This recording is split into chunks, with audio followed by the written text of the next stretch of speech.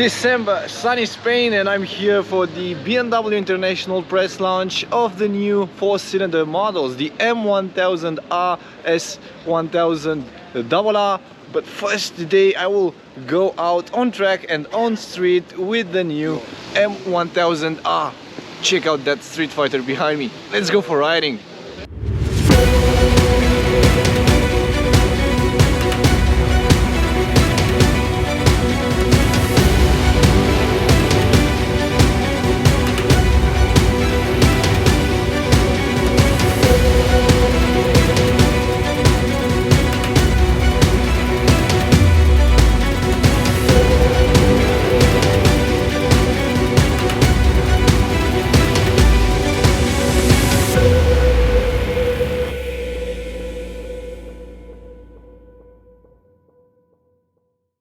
First ride on the M1000R. This machine got better, got more powerful, and it feels a lot better because the ergonomics are changed. I'm riding on twisties, and I have to say, on tight corners things are a lot more natural right now. I feel a lot more confident while going on a tight turn than with the previous model, actually than with the S1000R. Also, the vibration level, I think it's a little smaller, so no more vibrations coming from this engine right there. Woohoo! This is so nice.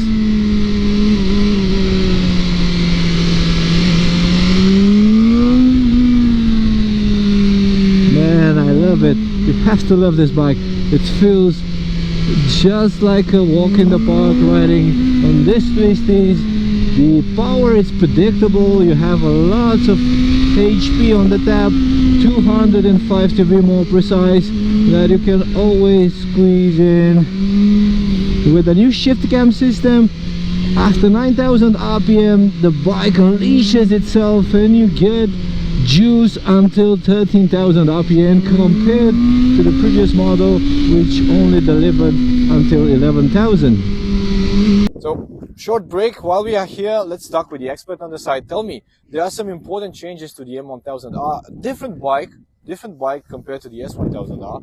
It's like an S1000RR, but I think less harder to ride and more comfortable.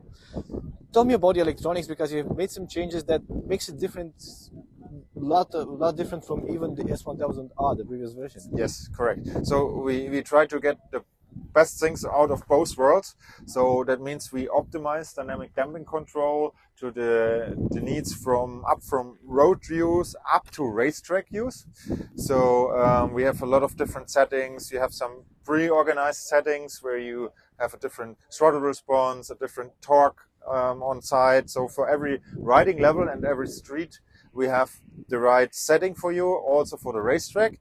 And if you're an expert rider and you go to the track, you can have the race. Thank you for showing it to me, expert rider. Okay, so I'm kidding. The thing is, I've noticed that it's usable when you even switch on the race mode. The power is usable, so it's not as twitchy, or not twitchy, as much power on tap as you have on the S1000RR. Have you changed the mapping? It's different compared to the S1000. No, actually it's completely the same mapping. So the engine and the engine mapping is completely the same. Only one thing has changed. That's the secondary transmission, and that means we have one teeth more in the back, so it has a little bit more throttle.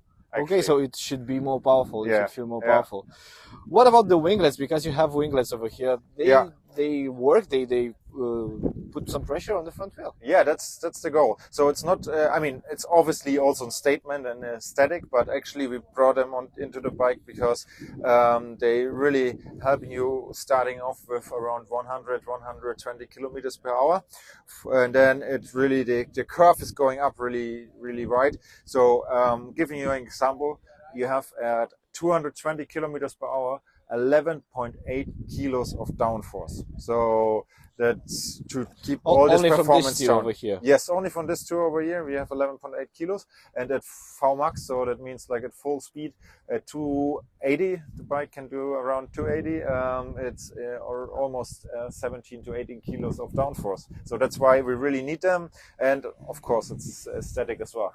Another question, because I also own an S1000 race bike, and I've noticed a thing: the vibration level, it's quite high on that bike. Yeah, It's the same here if you keep it in a sweet spot, but I think it's a bit better. it's a bit better. Yeah, The heating problems. Everybody is asking about the heating and vibration problems because these bikes are inline fours. yeah. How do you solve this? Yeah, I mean, obviously it's a little bit easier for us having a naked bike with the heating because the heat can go off. Regarding the vibrations, we made some, there are inside the triple clamp, there are some washers to reduce the vibrations on the handlebar. Some kind of a rubber cushion over there. Yes, correct. Yeah.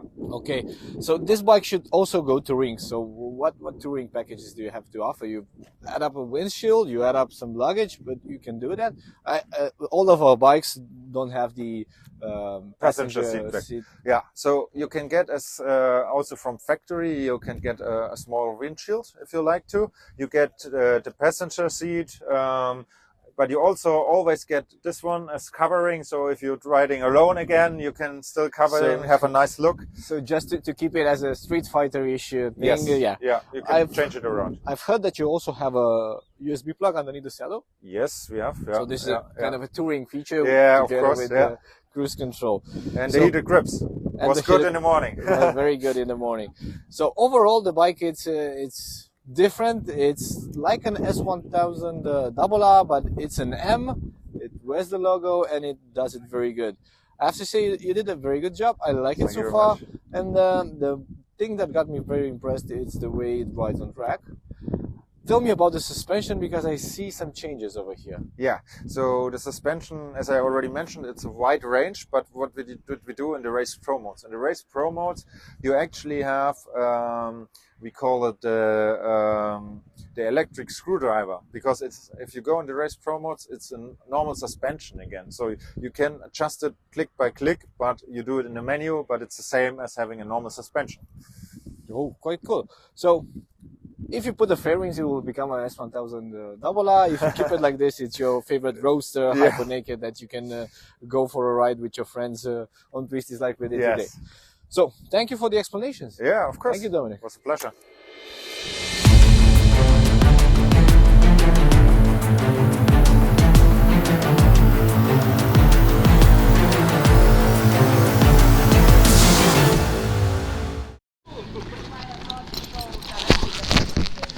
Whoa!